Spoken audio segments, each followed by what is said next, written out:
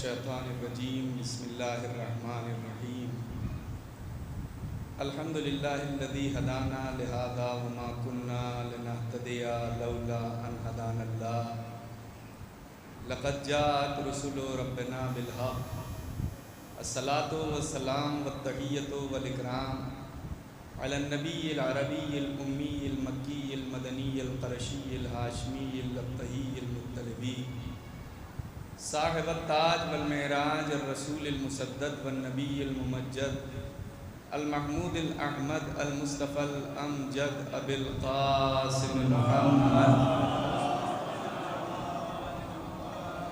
وعلى اہل بیتہ الطیبین الطاہرین المعصومین المظلومین المنتجبین المنتخبین ولعنۃ اللہ علی اعدائہم وغاصبی حقوقہم ومنکری فضائلہم ومصائبہم وسخاوتہم وشجاعتہم وولایتہم وطہارتہم وعظمتہم وعطشہم اجمعین من الآن الی قیام یوم الدین اما بعد فقد قال اللہ تعالی فی قرآن الکریم بسم اللہ الرحمن الرحیم یا ایتھا النفس المطمئنہ ارجعی الی ربک راضیۃ مرضیہ فادخلی فی عبادی وادخلی جنتی صلوات محمد۔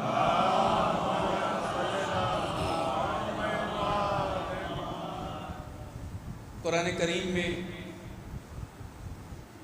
یہ مختصر سی آیتیں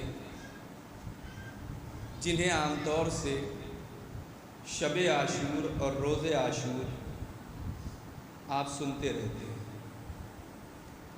اعلان قدرت ہو رہا ہے یا ایتھا النفس المطمئنہ، اے نفس مطمئنہ، ارجعی پلٹ آ، الی ربک اپنے رب کی طرف، راضیۃ مرضیہ اس حالت میں کہ وہ تجھ سے راضی اور تو اس سے راضی، فادخلی فی عبادی پس تو میرے بندوں میں داخل ہو جا، وادخلی جنتی اور اے نفس مطمئنہ تو میرے بندوں میں داخل ہو جا۔ عام طور سے ان آیات کو آپ مصائب میں سنتے ہیں، لیکن چند لمحوں کے لیے آپ کے اذہان کو کچھ گوشوں کی طرف لے چلنا چاہتا ہوں۔ اگر آپ پوری شریعت میں جہاں جہاں بھی نفس کا تذکرہ ہوا ہے، چاہے اقوال معصومین ہوں، چاہے شریعت میں نفس کی تقسیم ہو، اگر آپ دیکھیں تو نفس کی دو قسمیں ملیں گی، یا نفس لوامہ جو انسان کو اچھائیوں کی طرف لے جاتا ہے، یا نفس امارہ جو انسان کو برائیوں کی طرف لے جاتا ہے۔ جہاں تک مفسرین تحریر فرماتے ہیں کہ آیت الکرسی کی جو آخری آیت ہے وہ اسی طرف اشارہ کرتی ہے کہ اللہ ولی الذین آمنوا یخرجہم من الظلمات الی النور، اللہ ان کا ولی ہے جو تاریکیوں سے نکال کے نور کی طرف پہنچائے جاتے ہیں۔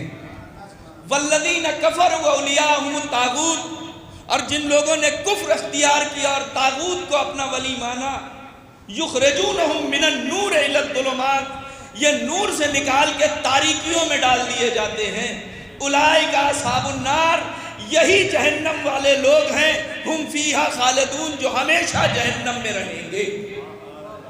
اگر اس آیت میں بھی دیکھیے تو نفس کی دو ہی قسموں سے گفتگو ہوئی ہے، یا وہ نفس جو تاریکیوں سے نکل کے نور کی طرف جاتا ہے جسے ہم آپ نفس لوامہ کہتے ہیں، یا وہ نفس جو انسان کو نور سے نکال کے تاریکیوں میں لے جاتا ہے جسے نفس امارہ کہتے ہیں۔ تو پھر جب نفسوں کی دو قسمیں تھیں، یا تو اچھائی والا نفس یا برائی والا نفس، تو جب قدرت نے کہا تھا تو اسے کہنا چاہیے تھا یا ایتھا النفس اللوامہ، اے نیکیوں کی طرف جانے والے نفس، تو عجب نہیں قدرت جواب دے وہ بندے اور ہیں جو تاریکیوں سے نکل کے نور کی طرف جاتے ہیں، یہ ہمارا وہ بندہ ہے جو عصمت سے نکل کے اطمینان کی طرف جاتا ہے۔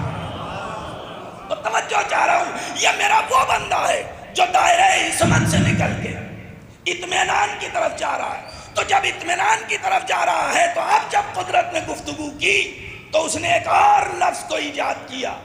یا ایتھا النفس اللوامہ نہیں کہا، بلکہ اب اس نے کہا یا ایتھا النفس المطمئنہ، اے نفس مطمئن. اچھا، دنیا کا دستور یہ ہے کہ ہر چیز کی کوئی نہ کوئی ضد ہوتی ہے. بہت توجہ چاہ رہا ہوں، شاید اس زاویے سے آپ نے نہ سوچا ہو. ہر چیز کی کوئی نہ کوئی ضد ہے. اگر سیاہی ہے تو اس کی ضد سفیدی، اگر نیکی ہے تو اس کا ضد شر، اگر اچھائی ہے تو اس کی ضد برائی، اگر اچھے ہیں تو اس کی ضد برے. دیکھتے جائیے، اگر نفس لوامہ ہے تو اس کی ضد نفس امارہ. تو اب جب قدرت ایک لفظ، نیا لفظ ایجاد کر رہی ہے، یا ایتھا النفس المطمئنہ، اے نفس مطمئن، تو پھر اب اس کی ضد بھی ہوگی نا. ضد کیا ہوگی؟ نفس مضطرب. بہت توجہ چاہ رہا ہوں، چند جملے ہیں تھوڑے سے تمہید کے. نفس مطمئن کی ضد ہے نفس مضطرب. اچھا، قدرت نے یہ جو نفس مطمئن کہا تو کیا یہ سارے کے سارے معصوم جتنے ہیں سب کے سب مطمئن تھے؟ ائمہ کی بارگاہ چھوڑ دیجئے. نبی اور دنیا کے اکلوتے ہم ہیں جو یہ کہتے ہیں کہ 1,24,000 نبی سب کے سب معصوم. تو جب سب کے سب معصوم ہیں، اچھا گفتگو آ گئی تو ایک جملہ اور کہہ دوں. 1,24,000 نبی سب کے سب معصوم، تو سب کے سب کو برابر ہونا چاہیے تھا نا. لیکن جب قدرت نے 1,24,000 نبیوں کی بھیڑ سے چنا تو اس میں سے 313 نکلے. جب 313 میں چنا تو اس میں 5 نکلے. جب 5 میں چنا تو پھر 1 نکلا. تو جب قدرت کے بنائے ہوئے سب کے سب معصوم نبی برابر نہ ہو سکے تو بزم پیغمبر میں بیٹھنے والے سب کے سب صحابی کیسے؟ ایک صلوات بھیجے بر محمد و آل محمد.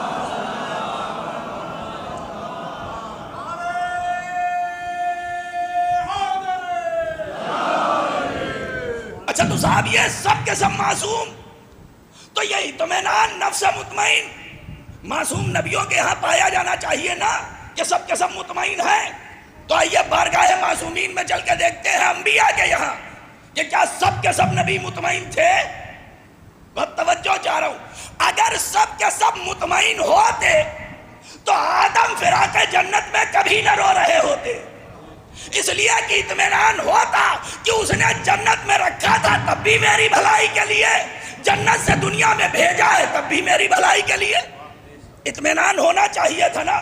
اچھا، یہ جناب نوح مطمئن ہے؟ اگر مطمئن ہوتے تو ان کا نام نوح نہ پڑتا. جناب نوح کی عمر ہوئی ہے 2,500 سال. 950 سال تو انہوں نے تبلیغ دین کی ہے. تاریخوں نے لکھا ہے کہ جناب نوح کا نام، اصل نام عبد الرحمن تھا. اصل نام عبد الرحمن تھا. تو صاحب یہ نوح کیوں کہلائے؟ سوال اٹھتا ہے نا، یہ نوح کیوں کہلائے؟ کیا قوم ان کے اوپر ظلم ڈھاتی تھی؟ بہت توجہ چاہ رہا ہوں. قوم ان کے اوپر ظلم ڈھاتی تھی. جب قوم ظلم ڈھاتی تھی، اگلے دن یہ تبلیغ دین کے لیے جاتے تھے تو قوم کے مظالم کا نوحہ پڑھتے تھے. اتنا نوحہ پڑھا کہ عبد الرحمن نہ رہے، قرآن میں نوح بن گئے. بہت توجہ چاہ رہا ہوں. اچھا، یہ جو نوحہ پڑھتے تھے تو کیا اپنے گھر میں پڑھتے تھے؟ کیا نہیں بستی میں گھوم گھوم کے ظلم کے خلاف نوحہ پڑھتے تھے؟ معلوم یہ ہوا کہ ظلم کے خلاف نوحہ پڑھنا بدعت نہیں ہے، سنت جناب نوح ہے.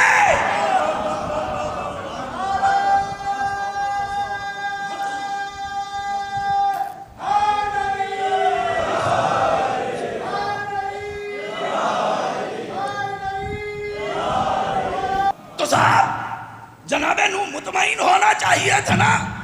جو مطمئن ہوتا ہے وہ بد دعا کے لیے ہاتھ نہیں اٹھاتا. جناب نوح کا بد دعا کے لیے ہاتھ اٹھانا اس بات کی دلیل ہے کہ نوح مطمئن نہ تھے. اچھا دوسرے نبیوں کا اور تذکرہ چھوڑ دیجئے، طوفان نوح آیا، اپنا ہی بیٹا پروردگار نے کہہ دیا لیس من اہلی، کہ تمہارے اہل میں سے نہیں ہے، تو اب تو مطمئن ہو جانا چاہیے تھا کہ قدرت کہہ رہی ہے تمہارا اہل نہیں ہے، لیکن بیٹے کو پکار کے کہہ رہے ہیں یا بنیا ارکب معنا، قرآن کی آیت ہے میرے لال میرے ساتھ آ جا، تو بیٹا کہتا ہے صاحبنی الی الجبل یعصمنی من الماء، میں پہاڑ پہ چلا جاؤں گا وہ مجھے پانی سے بچا لے گا۔ یہ شفقت بدری بتا رہی ہے کہ قدرت نے تو کہہ دیا بیٹا نہیں ہے مگر باپ مضطرب ہے۔ بہت توجہ چاہ رہا ہوں، ہمارے نبی کے بعد اس کائنات کا سب سے افضل نبی جناب ابراہیم، بڑے باعظمت نبی ہیں، بڑے بافضیلت نبی ہیں، بڑے باشرف نبی ہیں، اتنے باشرف ہیں کہ نبی بھی ہیں، رسول بھی ہیں، امام بھی ہیں، صاحب شریعت بھی ہیں، معمار خانہ کعبہ بھی ہیں، خلیل اللہ بھی ہیں، ذبیح اللہ کے والد بھی ہیں، اتنے شرف، تو انہیں تو مطمئن کم سے کم ہونا چاہیے ہمارے نبی کے بعد سب سے باعظمت ہے، تو انہیں اطمینان ہونا چاہیے۔ ہم نے جب ان کی تاریخ پڑھنا شروع کی تو ہمیں ایک موقع ملا کہ ایک جگہ سے گزر رہے ہیں، ایک جانور ہے مرا پڑا ہے، آدھا خشکی میں آدھا پانی میں، پانی کے جانور پانی کے حصے کو کھا رہے ہیں، خشکی کے جانور خشکی والے حصے کو کھا رہے ہیں۔ جناب ابراہیم نے یہ منظر دیکھا، دعا کے لیے ہاتھ اٹھا دیے، قرآن نے جملے نقل کر دیے، رب ارنی کیف تحیی الموتیٰ، پروردگار دکھا دے کہ تو مردوں کو کیسے زندہ کرے گا۔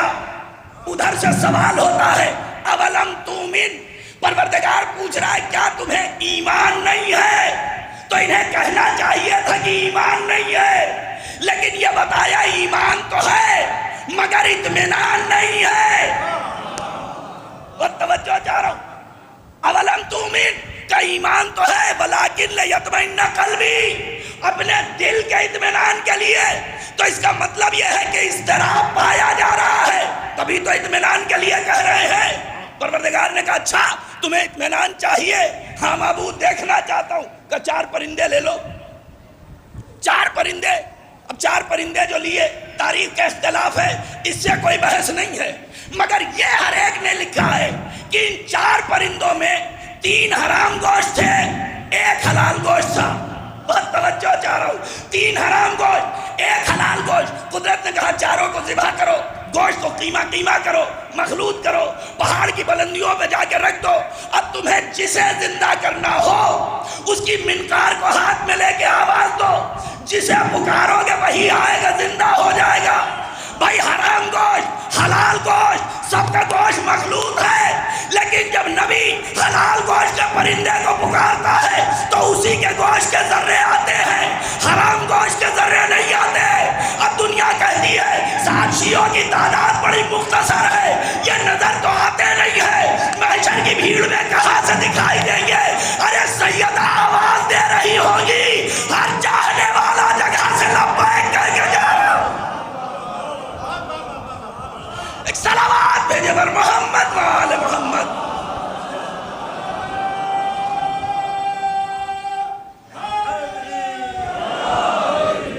تو صاحب 4 پرندے لیے، چاروں پرندوں کو باری باری آواز دے دیا، چاروں زندہ ہو گئے۔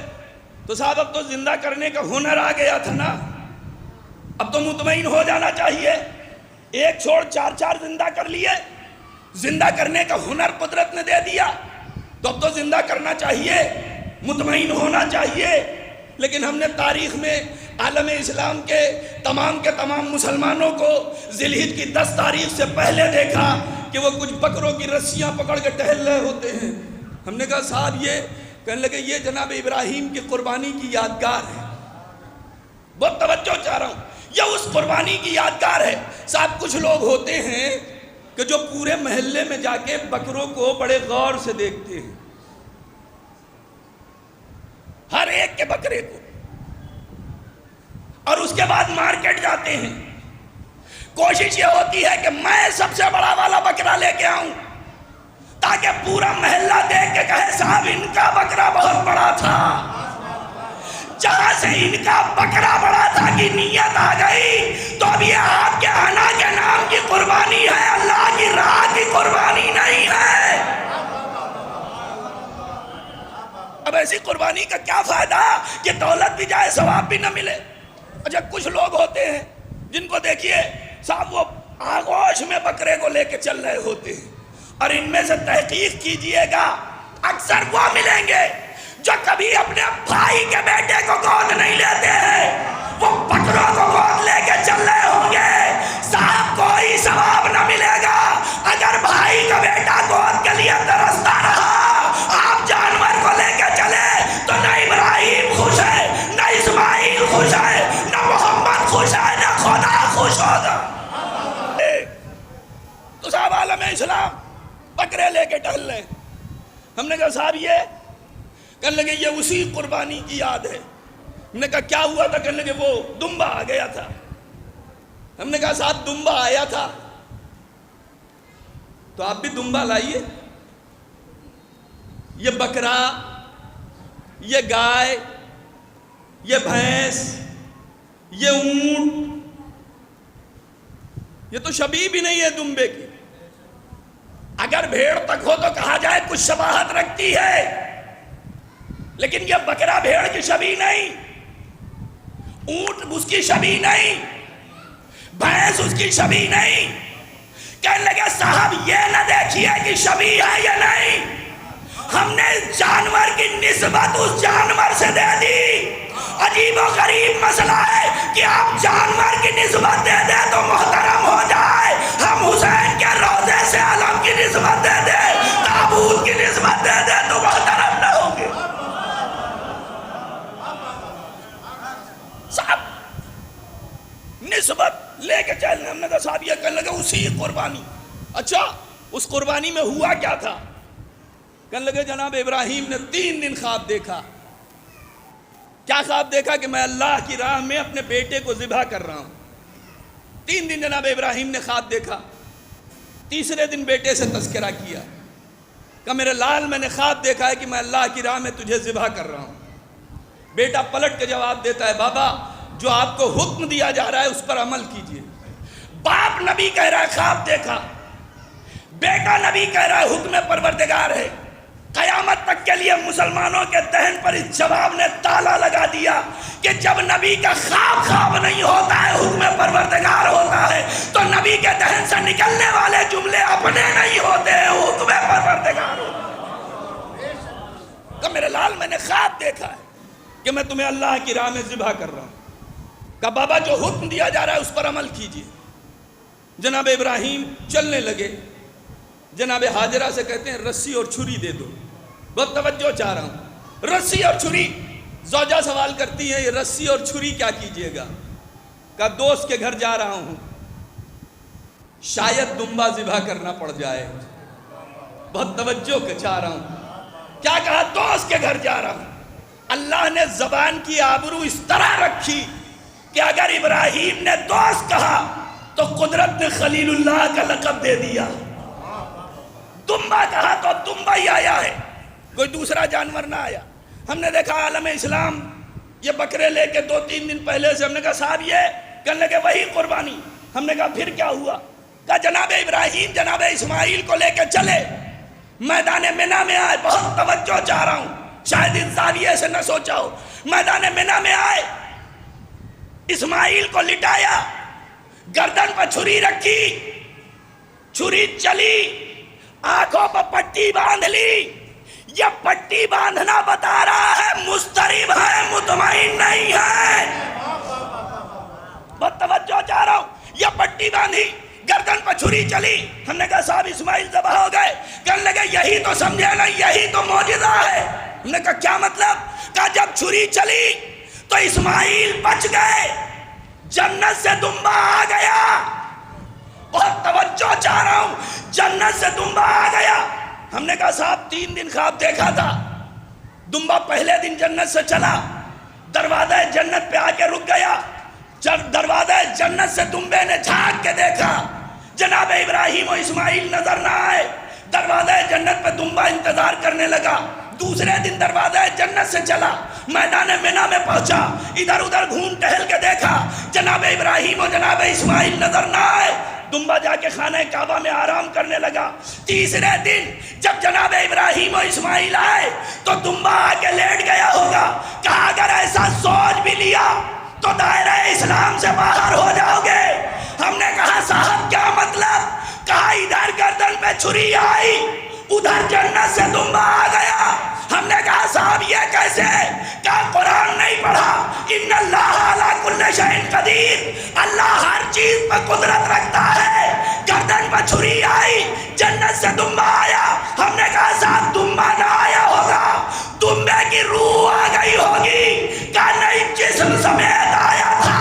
अब ऐसी ज़हनियत का क्या करे कि जन्नत से जानवर का जिस्म समेत आना तो समझ में आ जाए, नबी का मेराज में जिस्म समेत जाना न समझ। मिलजुल के एक सलावत भेजे पर मोहम्मद वाले मोहम्मद।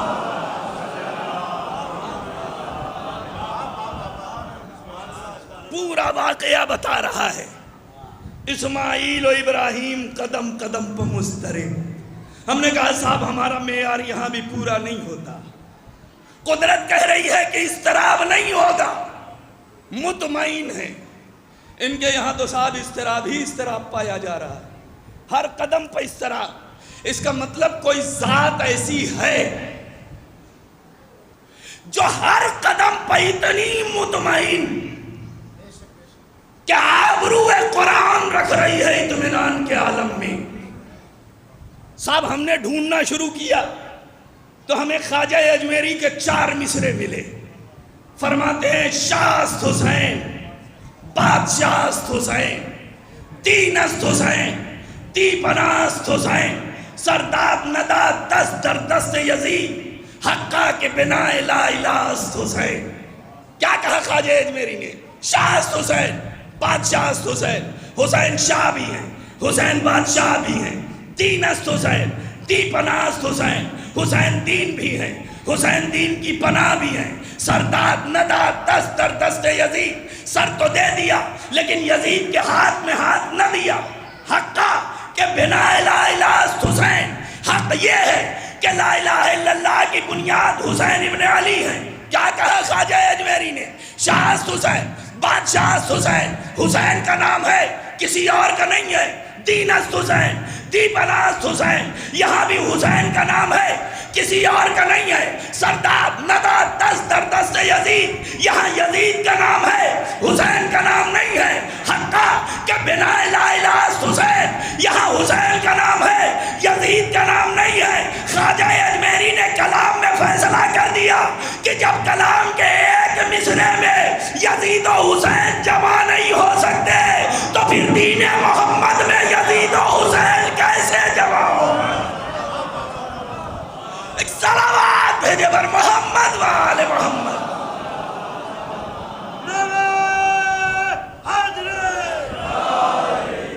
क्या कहा? शाहस्त हुसैन, बादशाहस्त हुसैन, हुसैन शाह भी है, हुसैन बादशाह भी है। तर्जुमा करने वालों ने तर्जुमा कर दिया हुसैन बादशाह है, हुसैन बादशाह है। दीनस्त हुसैन, दीपनास्त हुसैन, दीन भी है, दीन की पनाहगाह भी है। सर दे दिया लेकिन यजीद के हाथ में हाथ न दिया। हक ये है कि ला इलाहा इल्लल्लाह की बुनियाद हुसैन। ख्वाजा अजमेरी क्या कह रहे हैं? शाह भी हैं, बादशाह भी हैं। तर्जुमा करवाने वालों ने कर दिया हुसैन बादशाह हैं, हुसैन बादशाह हैं। ख्वाजा अजमेरी जैसे आरिफ शख्स से मुहाल है कि एक ही माना वाले 2 लफ्ज एक ही मिसरे में इस्तेमाल करें। शुअराए कराम बैठे होंगे, मेरी बात की तायीद करेंगे। मुतरादिफ अल्फाज ख्वाजा अजमेरी से बईद है जो इतनी एहतियात कर रहा है कि अगर हक कह रहे हैं तो हक की पनाहगाह कहाँ है? तो ख्वाजा अजमेरी जैसा शख्स कह रहा है हुसैन बादशाह है, हुसैन बादशाह है, क्या ये माना सही है? बईद है कि ख्वाजा अजमेरी जैसा एक ही माना वाले 2 लफ्ज एक ही मिसरे में रख दें। तो इसका मतलब यह है कि ख्वाजा अजमेरी कुछ और कहना चाह रहे हैं। अब लुगत उठाइए, लुगत में अगर शाह के एक माना बादशाह के हैं تو شاہ کے ایک اور معنی بھی ہے، میں نے بھی بچپن میں دیکھا ہے، بزرگان تائید کریں گے، اور جو ہمارے ہمسن ہیں انہوں نے دیکھا ہوگا، بچپن میں کچھ لوگ دیکھا تھا، کچھ لوگ جب نکلتے تھے تو ہمارے بزرگان یہ کہا تک کرتے تھے شاہ جی جا رہے ہیں. بہت توجہ چاہ رہا ہوں، کہا کرتے تھے شاہ جی جا رہے ہیں، مطلب کہ یہ وہ ہیں کہ ان کا دنیا سے کوئی مطلب نہیں. بہت توجہ چاہ رہا ہوں، یہ وہ لوگ ہیں جن کا دنیا سے کوئی مطلب نہیں ہے.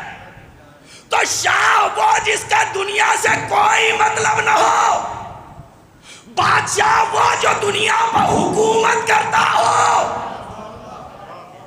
خواجہ اجمیری نے کہا حسین شاہ ہے، مطلب دنیا سے کوئی مطلب نہیں. حسین بادشاہ ہے، یعنی حسین حکومت کرتے ہیں. دونوں معنی کیسے جمع ہو کہ دنیا سے مطلب بھی نہ ہو، دنیا پہ بادشاہی بھی ثابت ہو جائے. حسین نے دونوں دلیلیں ایک ہی رات میں دے دی. اصحاب کی گردن سے بایعت اٹھا کے کہا چلے جاؤ، دنیا سے کوئی مطلب نہیں. ان کو خواجہ یزید سے بلا کے بتایا تم جسموں پر حکومت کرتے ہو، ہم دلوں پر حکومت. ایک صلوات بھیجے بر محمد و آل محمد.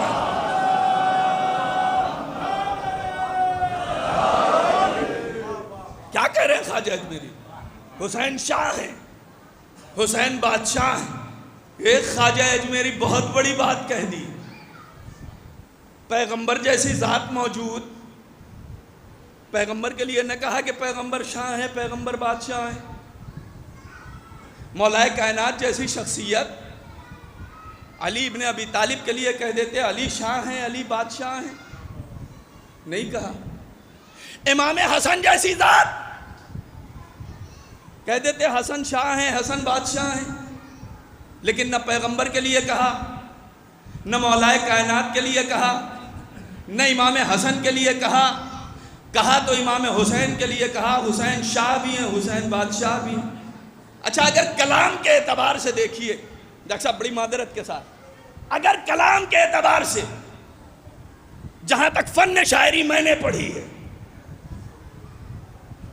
اگر مولا کائنات امام حسین کا نام اٹھا کے خواجہ اجمیری پیغمبر کا نام رکھ دے تو کلام بامعنی بھی رہے گا، باوزن بھی رہے گا.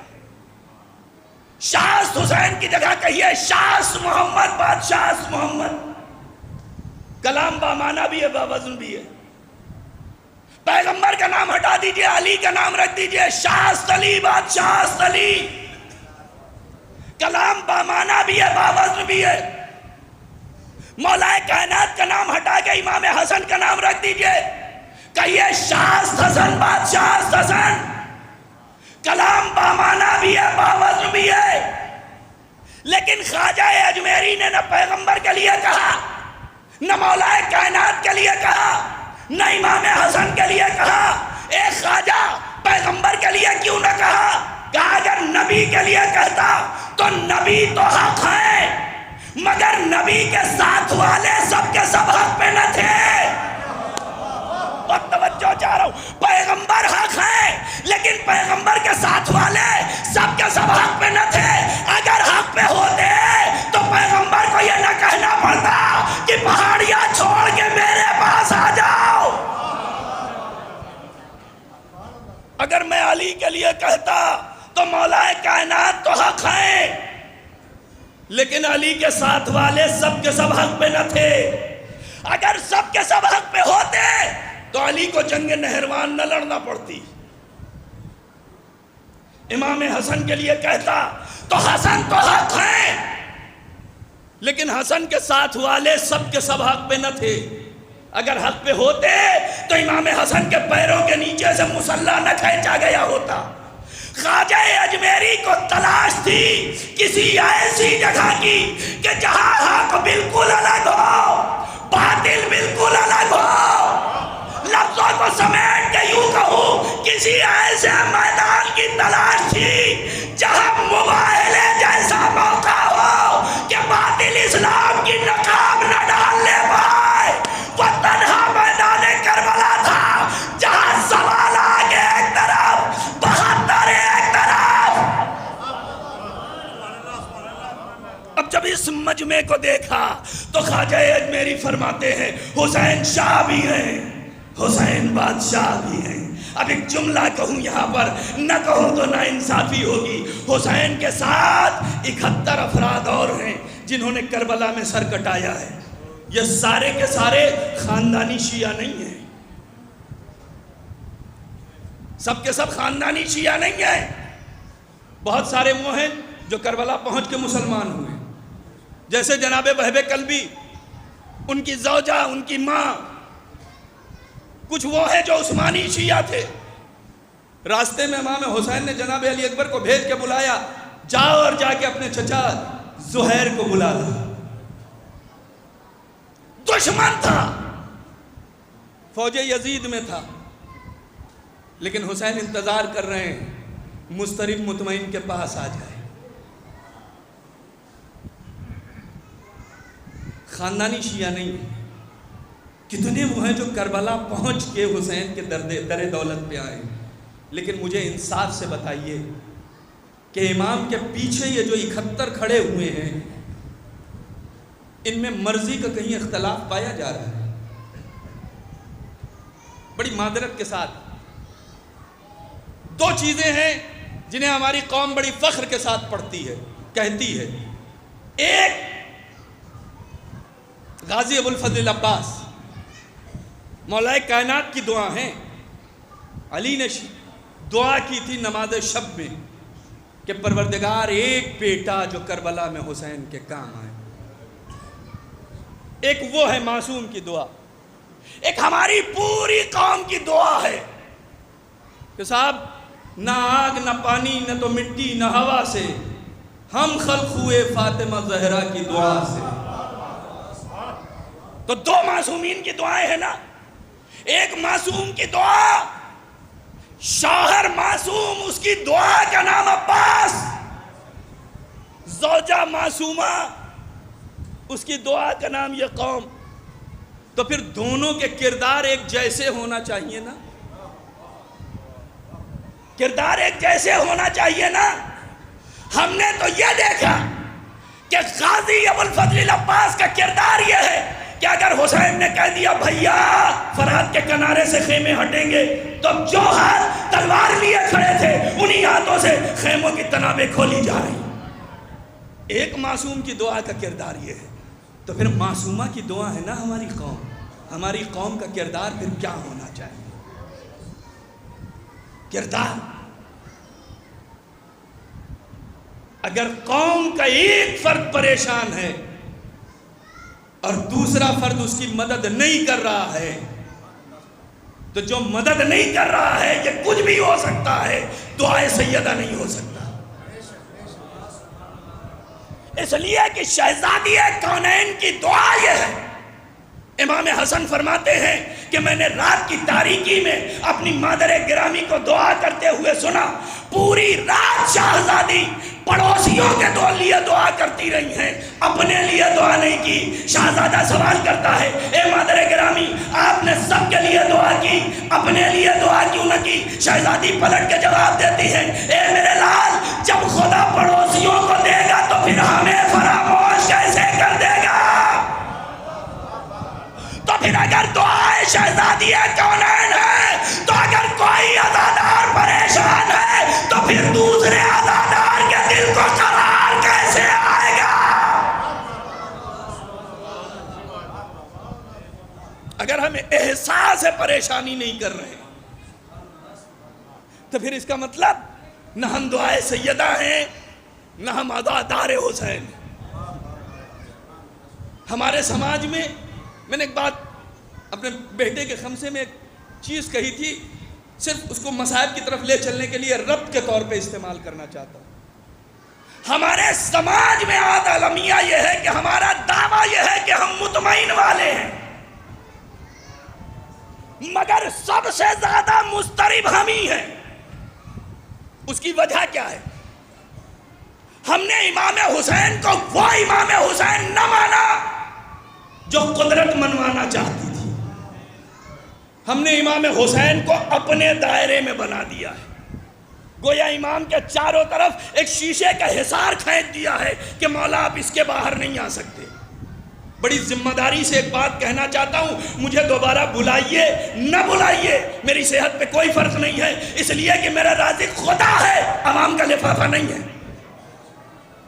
حسین کو ویسے مانو جیسے حسین خود کو منوانا چاہتے ہیں، جس کے ہاتھ کا دھون زر و جواہرات بن جاتا ہو، جس کی ٹھوکر سے پتھر ہیرے بن جاتے ہو، اگر اس کے عزا خانے میں سونا چڑھے اور حسین کا عزادار بھوکا ہو تو حسین ایسی عزاداری قبول نہ کریں گے۔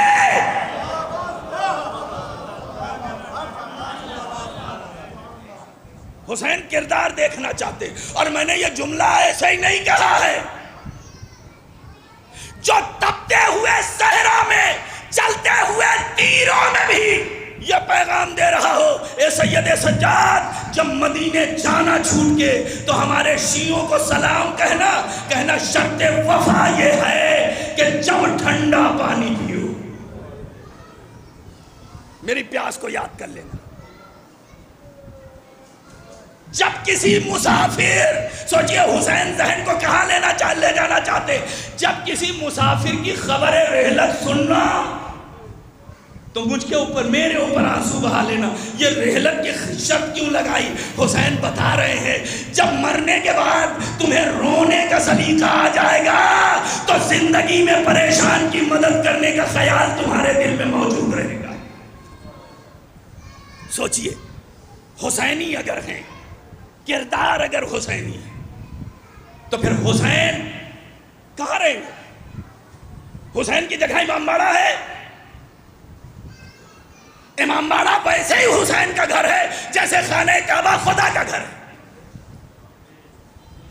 لیکن حسین کہاں رہتے ہیں؟ دل میں رہتے ہیں نا۔ حسین کا گھر آپ کا دل ہے نا۔ اور ایک پیغام بھی اور دے دوں، ایام عزا کے فصل عزا اختتام کی طرف بڑھ رہی ہے، چند دنوں کے بعد فصل عزا رخصت ہو جائے گی۔ فصل عزا رخصت ہو، صاحب عزا دل سے نہ رخصت ہونے پائے، حسین نہ رخصت ہو، ایام عزا حسین رخصت ہو۔ اور جب 8 ربیع الاول کو زمانے کے امام کے والد کا غم منائیے گا اور 9 ربیع الاول کی شب آئے تو یقیناً خوشیاں منائیے، مگر ان خوشیوں کے ساتھ آپ کے ذہن میں یہ بھی خیال رہے کہ 9 ربیع الاول اگر ایک طرف عید زہرا ہے تو دوسری طرف زمانے کے امام کی امامت کا پہلا دن ہے۔ امامت کے پہلے دن آپ جو بھی عمل انجام دیں گے وہ زمانے کے امام کے لیے تحفہ بن کے جائے گا۔ اب آپ کے اپنے کردار میں ہے، یا تو نیکیوں کا تحفہ بھیج کے امام کو مسکرانے کو مجبور کر دو، یا پھر عمل قبیح ایسا جائے کہ مولا خود فرماتے ہیں جب میرا کوئی چاہنے والا کوئی عمل بد انجام دیتا ہے تو میں اس کے لیے روتا ہوں۔ 2 فعل ہیں، نیکیوں کا عمل زمانے کے امام کو مسکرا دیتا ہے، برائیوں کا عمل زمانے کے امام کو رونے کو مجبور کر دیتا ہے۔ اب یہ انسان کے اپنے ہاتھ میں ہے، چاہے تو مختار بن کے روتے ہوئے امام کو مسکرانے کو مجبور کر دے، یا چاہے تو ہرملا بن کے امام کو رونے کو مجبور کر دے۔ یہ آپ کے ہاتھ میں بات آ گئی۔ ایک چیز اور کہہ دوں اور ربط مسائل، زمانے کا امام اس کی نظر ہر لمحہ آپ کی طرف ہے، مطمئن کا تذکرہ ہے، اس لیے چاہتا ہوں فرش عزا سے اٹھیے تو دل میں کچھ اطمینان ہونا چاہیے۔ زمانے کا امام کم سے کم 1350 سال سے ہم کہہ رہے ہیں نا عجل علی ظہوری، مولا تک ہماری آواز کیوں نہیں جاتی؟ ہماری قوم 2 اماموں کو سب سے زیادہ مانتی، ایک مولا کائنات، دوسرے سرکار سید الشہداء۔ یقیناً ان کے بارے میں سوال ہوگا، لیکن جب ہم مر کے اپنی قبر میں جائیں گے تو ان کا سوال ہوگا، لیکن ان کے ساتھ ساتھ ہم سے سب سے زیادہ سوال ہمارے زمانے کے امام کے بارے میں ہوگا۔ صاحب زمانے کے امام کو آپ کتنا پہچانتے ہیں؟ کتنا جانتے ہیں؟ ایک بڑا حسین سا پردہ ڈال دیا گیا، مولا پردے میں ہے۔ آج کے نوجوانوں کا بڑی معذرت کے ساتھ عالم یہ ہے کہ آپ کسی ایکٹر کا نام لے لیجئے، اس کی 7 پشتیں اسے یاد ہیں، سارے ریکارڈ اسے یاد ہیں۔ آپ کسی کرکٹر کا نام لے لیجئے، اس کا پورا ڈیٹا اسے یاد ہے۔ لیکن زمانے کے امام کے والد، دادا اور پردادا کے نام الٹ پلٹ کے اس کے سامنے رکھ دیجئے اور ان سے پوچھ لیجئے کون امام کے والد ہیں، کون دادا ہیں، کون پردادا۔ ہمارے نوجوان کو نہیں یاد ہے۔ بہت توجہ چاہ رہا ہوں، کڑوی بات ہے، مگر ممبر پہ آیا ہوں، کہنا میرا فرض ہے، اس لیے کہ میں مر کے جاؤں گا تو مجھے اپنی قبر میں جواب دینا ہے۔ اور اس عزاداری میں سلسلے کے 3 لوگ ہیں، تینوں سے سوال ہوگا۔ بانی اعضا سے سوال ہوگا، ہم نے تمہیں توفیق دی تھی تو تم نے کیا کیا؟ بیٹھنے والوں سے سوال ہوگا، ہم نے تمہیں توفیق دی تھی تو تم نے کیا کیا؟ پڑھنے والے سے سوال ہوگا، ہم نے تمہیں موقع دیا تھا تو تم نے کیا کیا؟ تینوں سے سوال ہوگا، گفتگو کہیں اور چلی جائے گی۔ نام نہیں پتا، ایک بڑا حسین سا پردہ ڈال دیا، سوال ہوتا ہے مولا، کہنے لگے جناب مولا پردے میں ہے۔ بہت توجہ چاہتا ہوں، کبھی اس زاویے سے سوچئے گا۔ مولا، کہنے لگے مولا پردے میں ہے۔ صاحب مولا پردے میں ہے یا ہم پردے میں ہیں؟ فیصلہ کیسے ہو کہ کون پردے میں ہے؟ اگر یہاں ہمارے اور آپ کے درمیان پردہ ڈال دیا جائے تو ادھر سے آپ سوچیں گے کہ ہم پردے میں ہیں، ادھر سے ہم سوچیں گے کہ آپ پردے میں ہیں۔ کیسے فیصلہ ہو کہ کون پردے میں ہے؟ کہا جو اتنا بابصارت ہے کہ ادھر بیٹھ کے ادھر دیکھ رہا ہے، تو جسے نظر آ رہا ہے وہ پردے میں نہیں ہے، جو نہیں دیکھ رہا ہے وہ پردے میں ہے۔ روایتیں کہتی ہے جب مولا ظہور فرمائیں گے لوگ دیکھیں گے، کوئی کہے گا حج میں دیکھا، کوئی کہے گا زیارت میں دیکھا، کوئی کہے گا مجلس میں دیکھا، کوئی کہے گا جلوس میں دیکھا لیکن پہچان نہ پائے۔ ان کا عالم یہ ہے، ہم نے کہا مولا مدد کے لیے آئیے، انہوں نے نہیں پوچھا تمہارا پتہ کیا ہے، تمہارے گھر کا ایڈریس کیا ہے، تمہارا موبائل نمبر کیا ہے، ہم نے بلایا، وہ مدد کے لیے آ گئے۔ ان کا آنا اس بات کی دلیل ہے کہ وہ پردے میں نہیں ہے، ہم پردے میں ہیں۔ کہیں غیبت کا پردہ، کہیں حسد کا پردہ، کہیں بے غیرتی کا پردہ، کہیں بے حیائی کا پردہ، کہیں دوسروں کا حق مارنے کا پردہ، کہیں کسی مومن کی توہین کا پردہ۔ تو جب ایک پردے کے بعد نظر نہیں آتا تو گناہوں کے 70 پردوں کے بعد امام کیسے نظر آ سکتا؟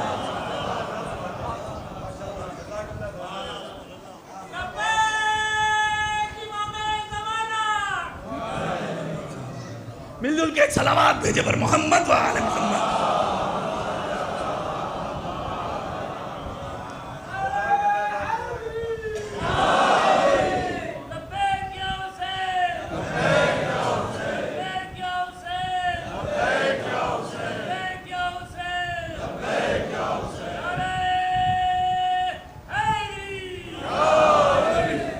زمانے کے امام کی معرفت، دعویٰ یہ ہے کہ شیعہ حیدر ہمی تو ہیں، رہرو براہ بوزر و قمبر ہمی تو ہیں، لیکن ثبوت کے لیے گر جاچیے عمل، دعوے کے کارخانے میں آ جائے گا خلل۔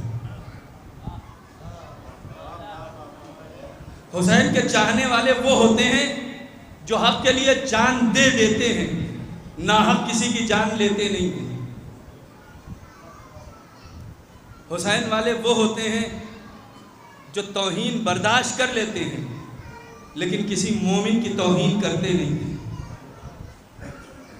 حسینی وہ ہوتے ہیں جو نام حسین پہ اپنا سب کچھ قربان کرنے کا جذبہ تو رکھتے ہیں لیکن کسی کو مٹانے کا جذبہ نہیں رکھتے۔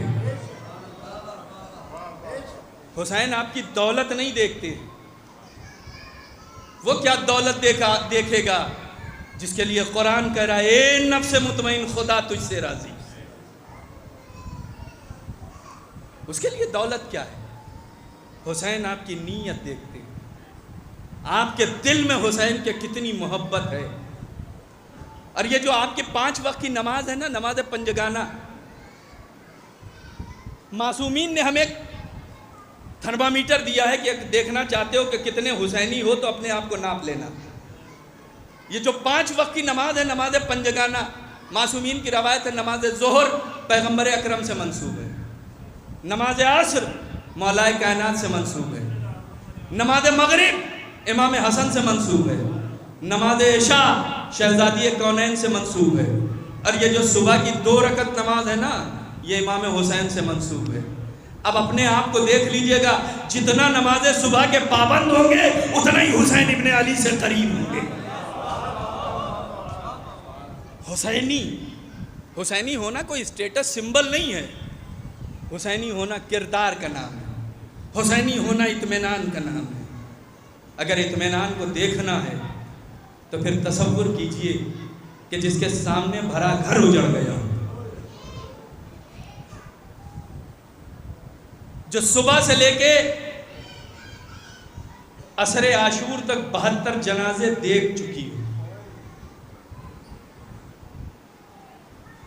جس بی بی کو کبھی آفتاب نے بے پردہ نہ دیکھا ہو، جس کے ایک اشارے پہ عباس جیسا بہادر سر جھکائے کھڑا ہوتا.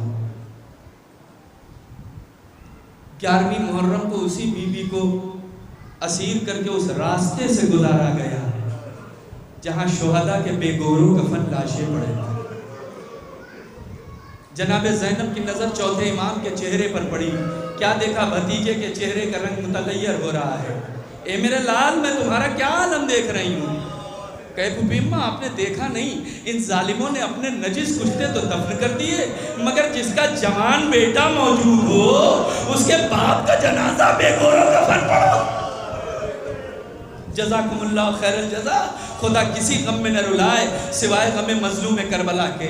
جناب زینب نے دلاسا دیا، اے سید سجاد، میں نے نانا سے سنا ہے کہ تمہارے بابا کا روضہ بنے گا، لوگ زیارت کرنے کے لیے آئیں گے.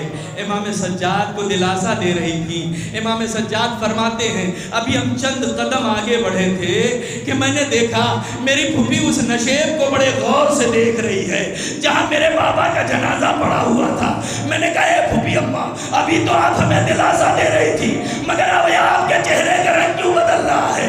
کہ سید سجاد، ایک موقع یاد آ گیا، میں مدینے میں سینے خانہ میں آرام کر رہی تھی، جب میری آنکھ کھلی تو میں نے دیکھا میرے چاروں طرف تو دھوپ ہے مگر میرے اوپر سایہ ہے. اے سید سجاد، جب زینب پر دھوپ آنے والی تھی اسی بھائی نے دامن عبا سے سایہ کیا تھا، مگر آج میرے بھائیا کا جنازہ بے گورو دفن پڑا ہے. بہن اتنی مجبور کی سر میرے دامن.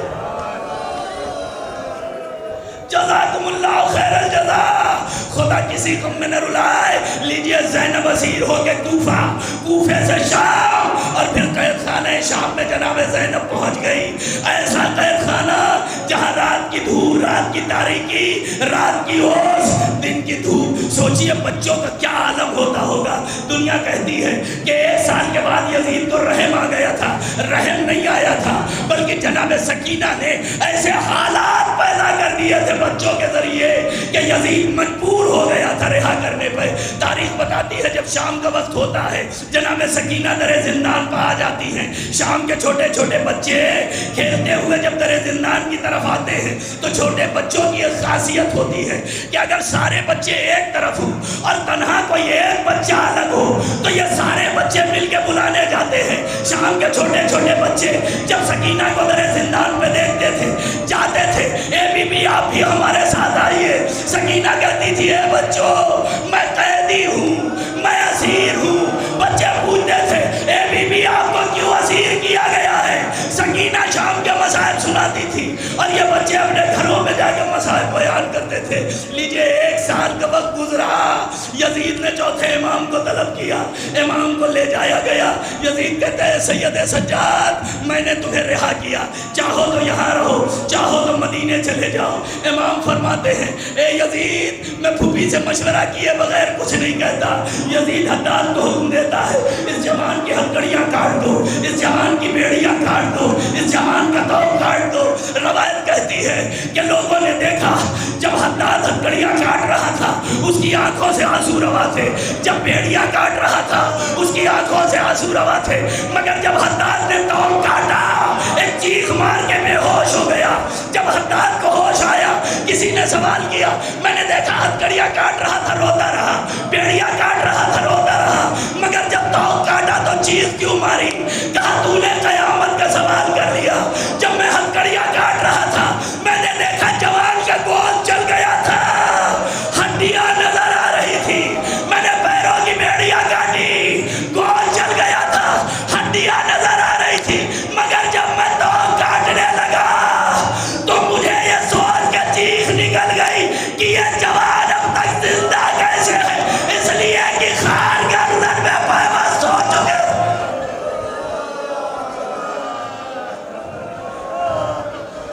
جزاکم اللہ خیر الجزا۔ امام سجاد واپس زندان میں آتے ہیں، جناب زینب کی نظر پڑی، ہاتھوں میں ہتکڑیاں نہیں ہیں، پیروں میں بیڑیاں نہیں ہیں، گلے میں توقع خاردار نہیں ہے۔ میرے لال یزید نے کیوں بلایا تھا؟ کہا پھوپھی اماں یزید نے ہمیں رہا کر دیا ہے، کہا چاہو یہاں رہو چاہو مدینے جاؤ۔ اے سید سجاد پھر کیا جواب دیا؟ کہ میں نے کہا میں پھوپھی سے مشورہ کیے بغیر کچھ نہیں کہہ سکتا۔ کہ سید سجاد یزید سے کہہ دے جب سے میرا ماجایا مارا گیا ہم دل بھر کے آنسو نہ بہا سکے، ایک مکان خالی کرا دے۔ لیجیے مکان خالی ہو گیا، زینب مکان میں تشریف لے گئی۔ اے سید سجاد یزید سے کہہ دے ہمارے تبرکات بھیج دے، ہمارے شہداء کے سر بھیج دے۔ تبرکات آنا شروع ہوئے، چادریں آئی، زینب نے ہر بی بی کی چادر اسے دی، زینب کے ہاتھوں میں ایک ننھی سی چادر آئی، قید خانے کا روکیا، اے سکینہ تیری چادر آئی۔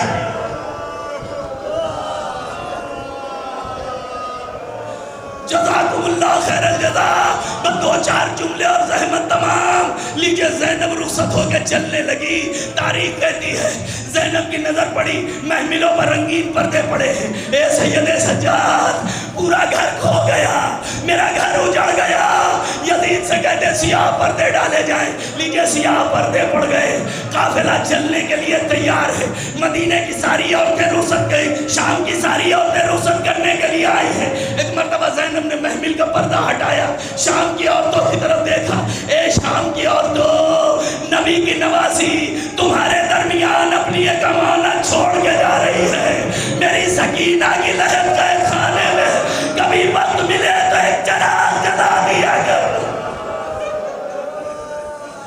لیجئے قافلہ اس راستے پر پہنچا جہاں سے دو راستے ہیں، ایک سیدھا مدینے جاتا ہے، ایک کربلا ہو کے مدینے جاتا ہے۔ بشیر امام سجاد کے پاس آیا، اے مولا مدینے جائیے گا یا پہلے کربلا جائیے گا؟ امام سجاد جناب زینب کے پاس آئے، اے پھوپھی اماں مدینے چلیے گا پہلے کربلا جائیے گا؟ اے میرے لال سید سجاد جب ہم کربلا سے چلے تھے میرے بھیا کا جنازہ بے گور و کفن پڑا تھا۔ اے میرے لال سید سجاد زینب پہلے کربلا جائے گی۔ لیجئے قافلہ کربلا کی طرف بڑھا، ادھر حسین کا پہلا زائر جناب جابر ابن عبداللہ انصاری قبروں کے درمیان کھڑے ہو کے آواز دے رہے ہیں، السلام علیکہ یا ابا عبداللہ، السلام علیکہ یا ابن رسول اللہ۔ قبر حسین سے جواب آیا، جابر قبر پر گر پڑے، اے مولا آپ کو بھوکا پیاسا ذبح کر دیا گیا، اے مولا اہل حرم کو اسیر کیا گیا۔ ایک مرتبہ قبر حسین لرزی، اے جابر دور ہٹ جا، مولا کوئی گستاخی ہو گئی۔ کہے جابر قید شان سے چھوٹ کے میری بہن آ رہی ہے۔ جابر میں نہیں چاہتا میرے بہن کے رونے کی آواز